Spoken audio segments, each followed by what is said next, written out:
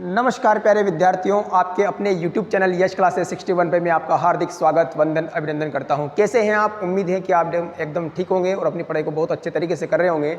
जैसा कि आज हम कक्षा 8वीं गणित के अंतर्गत प्रश्नावली 4.1 चल रही है, उसका आज हम लास्ट प्रश्न नंबर 5 को बहुत ही आसान तरीके से मैं आपको बताने वाला हूँ। चलिए बिना समय गवाए शुरू करते हैं आज का प्रश्न नंबर 5। प्रश्नावली 4.1 का ये लास्ट क्वेश्चन है। तो देखें क्या कहता है प्रश्न नंबर 5। किसी छात्रावास में विभिन्न भाषाएं बोलने वाले विद्यार्थियों की संख्या नीचे दी गई है। इन आंकड़ों को एक पाई चार्ट द्वारा प्रदर्शित करें। क्या लिखा हुआ है? ये जो आंकड़े आपको दिए हुए हैं, इन आंकड़ों को आपको पाई चार्ट में दर्शाना है। क्या करना है? यानी पाई चार्ट की आपको रचना करनी है। तो मैंने कहा था जो भी आपको सारणी दी हुई है उसकी पहले आपको एक तालिका बनाएंगे और इन सबको लिखकर पाई चार्ट कब बनता है, पाई चार्ट बनाने के लिए आपको क्या निकालना पड़ेगा? तो पाई चार्ट के लिए आपको सबसे पहले केंद्रीय कोण निकालना पड़ेगा। तो इन सब का केंद्रीय कोण निकालने से पहले मैं एक सारणी बनाता हूं आपके सामने, तो ध्यान से देखें। सबसे पहले मैं एक सारणी बना रहा हूं। 1 2 3 4 5 6 7 कॉलम बनाएंगे हम, ठीक है? ये देखना ध्यान से।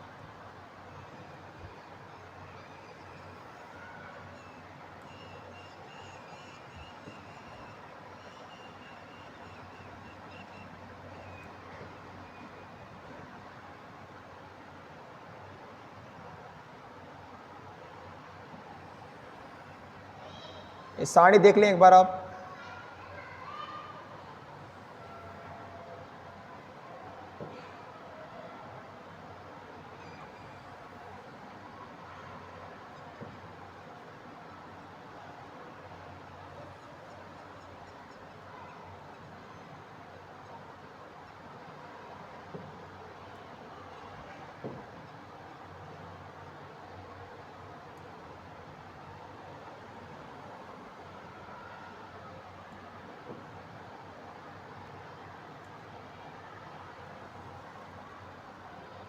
देखिए कितने कॉलम चाहिए अपन को?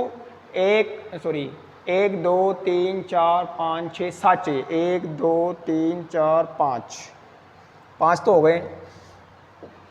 अब 1 मिनट में इसको थोड़ा साइड में कर देता हूँ प्रश्न को।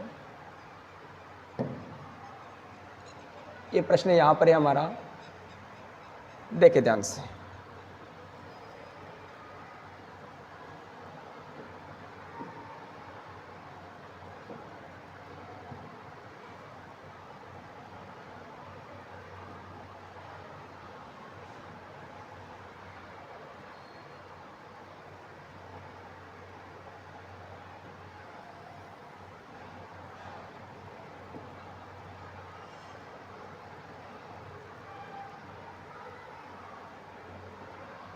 देखिए कितने कॉलम हो गए? 1 2 3 4 5 6 7 कॉलम। इसके बाद इसमें देखें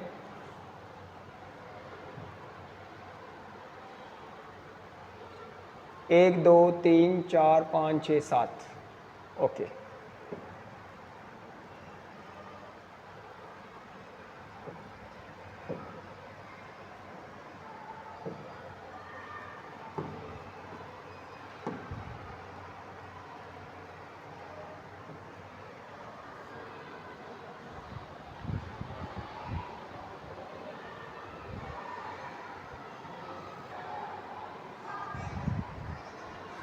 देखिए प्यारे विद्यार्थियों, अब इसमें हम लिखते हैं। सबसे पहले बात करते हैं, यहाँ तो आएगी आपको भाषा। यहाँ थोड़ा इसका कलर चेंज कर देता हूँ मैं।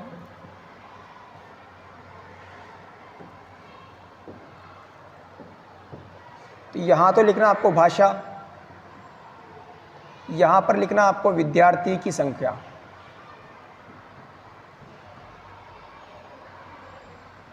विद्यार्थियों की संख्या। और पाई चार्ट की जब हम रचना करते हैं तो पाई चार्ट के लिए सबसे पहले हमें क्या आवश्यक है? केंद्रीय कोण निकालना जरूरी है। बिना केंद्रीय कोण के पाई चार्ट की रचना नहीं हो सकती है। तो यहाँ क्या निकालेंगे हम? केंद्रीय कोण। केंद्रीय कोण का जो कॉलम रहेगा थोड़ा सा आपको बड़ा बनाना ताकि वहाँ पर आपको दिक्कत नहीं आएगी।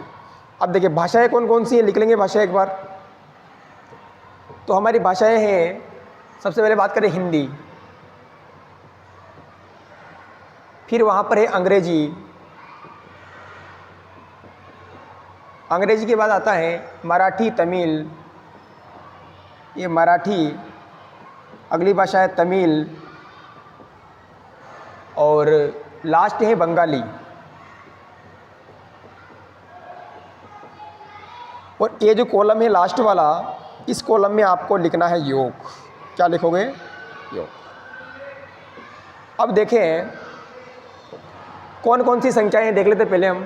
तो 40, 12, 9, 7, 4 और इन सब का जो योग आया है वो योग कितना आया? इन सब का योग आपको प्रश्न में दिया हुआ है 72। अब देखें केंद्रीय कोण कैसे ज्ञात करते हैं। मैंने कहा था पाई चार्ट में जो संपूर्ण कोण जो बनता है वो संपूर्ण कोण बनता है 360 डिग्री का। तो आपको जब भी इसका कोण बनाना है तो क्या करना है, ये जो संख्या दी हुई है इस संख्या को आपको लिखना है वहाँ पर। क्या करना है? क्या संख्या है? 40 बट्टा में। मैंने कहा था जब भी कोण निकालना है तो बट्टा में इसका जो कुल योग है वो बट्टा में लिखना है आपको। तो बट्टा में क्या आएगा? 72। गुणा किससे करना है? 360 से। आप इसको डायरेक्ट भी काट सकते हैं। अगर आप काटे तो 72 से एक बार में कट जाएगा। वो कितनी बार कटेगा देखा इधर, 72 कम 72 और 72 का अगर 360 में देंगे तो कितनी बार जाएगा? 5 बार में पूरा पूरा कट जाएगा। 5 को और 40 से गुणा करेंगे तो कितना आएगा? 200 डिग्री। ये हमने निकाल लिया है हिंदी का कोण, केंद्रीय कोण। अब 12 का मुझे तमिल का अंग्रेजी का कोण निकालना है तो 12 बट्टा में वही लिखना है 72 और गुणा में किससे करना है? 360 से। 72 से एक ही बार में कट जाएगा वो। 72 एकम 72 और 72 का अगर 5 बार देंगे तो कितना आएगा? 300। 12 इंटू 5 कितना हो जाएगा? 60 डिग्री। अंग्रेजी में कितना कोण निकला? 60। मराठी का निकालना है तो वही 9/72 और गुणा में करना है 360। 72 से काटेंगे तो कितना आएगा? 5 बार और 5 गुणा 9 करेंगे तो कितना आएगा? 45 डिग्री। अगला तमिल का कोण निकालेंगे तो 7 को यहाँ लिखना है, बटा में कुल योग कितना? 72 आएगा और गुणा किससे करेंगे? 360 से। 72 से काटेंगे 5 बार और 5 इंटू 7 करेंगे कितना आएगा? 35 डिग्री। ये हम सभी का केंद्रीय कोण निकाल लेते हैं पहले, है ना। अब बंगाली का केंद्रीय कोण निकालेंगे तो 4 बटा में आएगा 72 और गुणा में आएगा 360। अच्छा, गुणा में 360 क्यों लगा रहे हैं? जैसा कि मैंने पिछली क्लास में कहा था आपको, केंद्रीय कोण जब भी आपको ज्ञात करना है तो गुणा 360 से ही करना है, क्योंकि पाई चार्ट का एक जो संपूर्ण कोण बनता है वो 360 डिग्री का ही बनता है। 72 से काटेंगे 5 बार और 5 इंटू 4 आएगा 20 डिग्री। अब यहाँ पर आपको एक विशेष बात ध्यान रखनी, कितने केंद्रीय कोण बनाए आपने? 1 2 3 4 5। मैंने कहा था आपसे अगर जितने भी कोण आपके बनते हैं उन कोण में से कोई भी एक कोण आपको छोड़ना है। अब इन 5 कोणों में से कोई भी एक कोण आप छोड़ सकते हैं, बाकी बचे हुए 4 कोणों की रचना आपको पाई चार्ट में करनी है। अब मान लीजिए मैं छोड़ देता हूँ 200, ये कोण आप नहीं बनाएंगे, ठीक है। बाकी बचे हुए 4 कोण आपको बनाने हैं। प्रश्न एग्जाम में जब भी प्रश्न आएगा वहाँ जितने भी कोण रहेंगे उनमें से कोई भी एक कोण आपको छोड़ देना है, ठीक है। अब देखें यहाँ पर सबसे पहले मैं सारणी को थोड़ा साइड में कर देता हूँ। इस सारणी को हम यहाँ कर देते हैं, देखिए ध्यान से, ये सारणी। अब प्रश्न पे आते हैं। सबसे पहले हम बनाएंगे पाई चार्ट। तो पाई चार्ट आपको सबसे पहले प्रकार का प्रयोग करना है और प्रकार से पाई चार्ट की रचना करनी है। क्या करनी है? प्रकार लेना है और प्रकार से पाई चार्ट की रचना करनी है। आप देख लिए ये प्रकार है। कितना बड़ा वृत्त बनाओगे तो वो आपकी सुविधा अनुसार, देखे ध्यान से,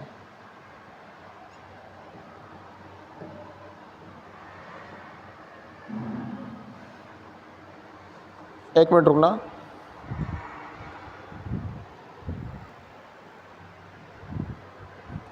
देखिए अब ध्यान से, सबसे पहले प्रकार लेना है और प्रकार से आपको एक वृत्त बनाना है। कितना बड़ा बनाओगे? ज़्यादा छोटा भी नहीं बनना चाहिए और ज़्यादा बड़ा भी नहीं बनना चाहिए, थोड़ा मीडियम साइज का बना लेंगे हम।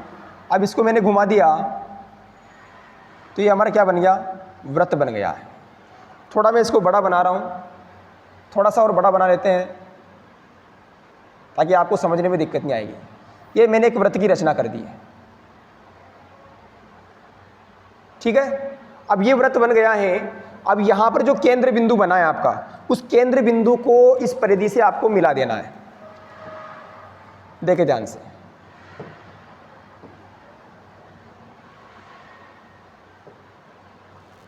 सबसे पहले ये जो सारणी है आपकी, इस सारणी को मैं यहाँ पर लेके आ जाता हूँ। इसको साइड में करें। इसका काम पूरा हो गया।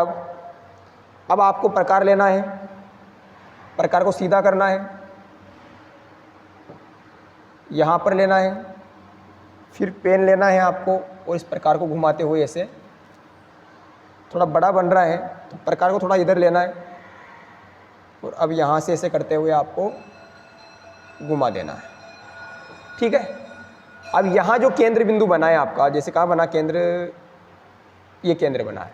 अब इस केंद्र बिंदु को पैमाना लेना है और पैमाने से आपको इस केंद्र को परिधि से मिला देना है। ये परिधि, ये। ठीक है। अब देखें, मान लीजिए मैं मिला रहा हूँ इसको, ये मैंने इसको यहाँ से ये मिला दिया। अब ये बन गया हमारा, इसका काम तो पूरा हो गया। ये वृत्त बनाया है, प्रकार से बनाना है, उसके बाद जो त्रिज्या बनेगी वृत्त की उसको पैमाने से आपको मिलाना है। अब कोण की रचना करेंगे हम, देखिए ध्यान से। तो चांदे का प्रयोग करना है, चांदा मैंने लिया। अब इस चांदे से क्या करना है आपको, कोण की रचना करनी है। अब कौन सा एक कोण हमने छोड़ दिया, ये वाला कोण हमने छोड़ दिया। अब बाकी 3 कोण की रचना आपको करनी है। तो देखिए ध्यान से, सबसे पहले हम बनाएंगे 60 डिग्री का कोण। तो चांदे को रखना मैंने आपको पहले सिखाया था। चांदे की जो वृत्त की जो त्रिज्या है उसके ऊपर अपनी चांदे की त्रिज्या को रखना है और केंद्र के ऊपर केंद्र को रखना है। रख दिया। अब कितना कोण चाहिए आपको, हमको कोण चाहिए 60 डिग्री का। अब 60 कहाँ पर आ रहा है, देखिए आप पहले 60 कहाँ पर आ रहा है, इधर से काउंट करेंगे तो 60 कहाँ पर है, ये 60, ये यहाँ पर 60 आ रहा है। ठीक है। अब जहाँ पर भी 60 आया है, पैमाने से उस लाइन को वृत्त के केंद्र से मिला देना है। तो वापस लेना है पैमाना, आपको क्या करना है, पैमाना लेकर वो जो लाइन है उस लाइन को अपने इससे मिला देना है।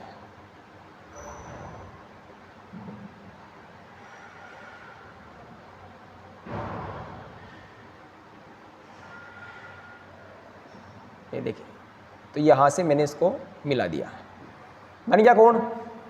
अब देखिए ये जो कोण बना हमारा, ये बना 60 डिग्री का। कितना बनाए, 60 डिग्री का। अगला कौन सा कोण है, अगला कोण देखें आप 45 डिग्री का। तो वापस चांदे को लेना है। पहले चांदे को आपने इस लाइन पे रखा था तो कितना कोण बना, 60 डिग्री का। अब चांदे को उसकी आगे वाली लाइन पे रखना। आपको रखने का तरीका मैंने बताया था आपको, चांदे को कैसे रखना है। देखें, इस चांदे को रखना है तो इस लाइन के ऊपर आपको अगर रखना है इसको, तो तरीका वो है, अपनी जो लाइन है इस लाइन के ऊपर होना चाहिए। कितना कोण चाहिए आपको, हमें कोण चाहिए यहाँ पर 45 डिग्री का। तो 45 कहाँ पर है, देखें आप ध्यान से, 45 40 के और 50 के मध्य में आएगा। ये 45 हो गया। अब ये जो लाइन है इस लाइन को केंद्र से मिला देना है। ठीक है, चलो इसको मिलाते हैं। तो वापस क्या करना है आपको, पैमाना लेना है और पैमाने से वो जो लाइन बनी है उसको अपने वृत्त के केंद्र से मिला देना है।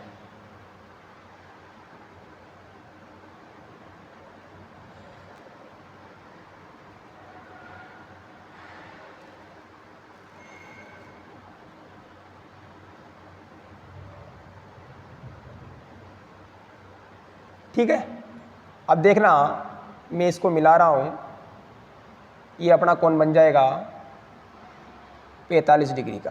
कितना बन गया, 45 डिग्री का। देखे ध्यान से, तो ये जो कोण बना है ये कोण बना हमारा 45 डिग्री का। अब अगला कौन सा कोण है हमारा, 60 हो गया, 45 हो गया, अगला बनाएंगे हम 35 का। तो चांदे को कहाँ रखना है, 60 का कोण बनाया था, चांदे को इस लाइन पर रखा था। अगला कोण बनाया तो इस लाइन पे रखना है। अब अगला कोण बनेगा तो इस लाइन पे आपको चांदे को रखना है। तरीका वही रखने का, देखे ध्यान से। अब इस वाली लाइन पे आपको चांदे को रखना है। तरीका ये, केंद्र के ऊपर केंद्र और लाइन के ऊपर अपनी लाइन होना चाहिए। ये हो गई।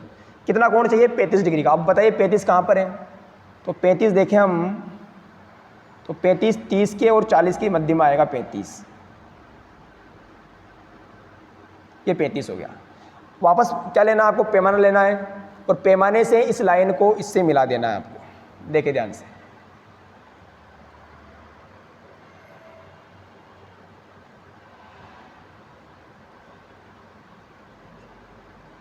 ठीक है। वापस ये जो लाइन है केंद्र से लेकर परिधि को इससे मिला देना है। अब दोनों काम हो गए।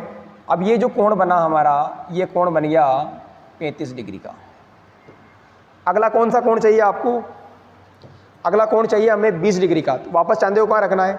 अब चांदे को इस लाइन के ऊपर रखना है आपको। देखे ध्यान से,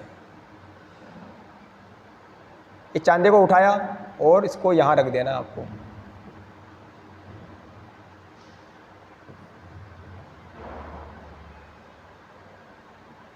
अब बताइए 20 कहाँ पर आएगा?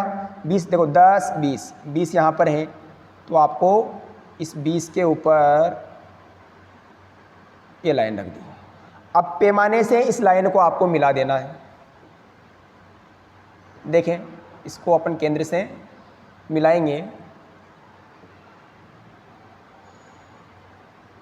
तो एक केंद्र से परिधि को मिला देंगे। तो ये जो कोण बना, ये कितना बन गया बताइए? इसका काम तो पूरा हो गया।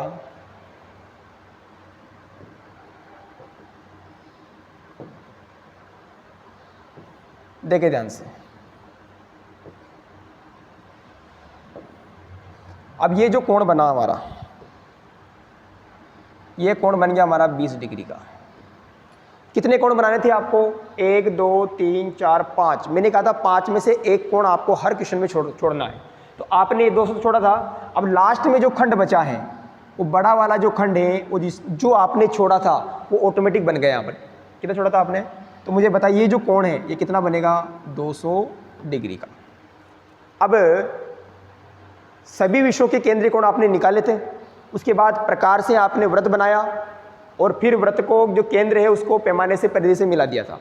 चांदे को रखते जाना है, अगला कोण बनता जाएगा। चांदे को इस लाइन पे रखा है, अगला कोण बना। फिर यहाँ चांदे को अगली वाली लाइन पे रखोगे तो उसका अगला कोण प्राप्त हो जाएगा। जितने भी कोण आपको प्रश्न में निकाले हैं उसमें से कोई सा भी एक कोण छोड़ देना, लास्ट में जो त्रिज्यखंड बचेगा वो वही कोण माना जाएगा। ठीक है।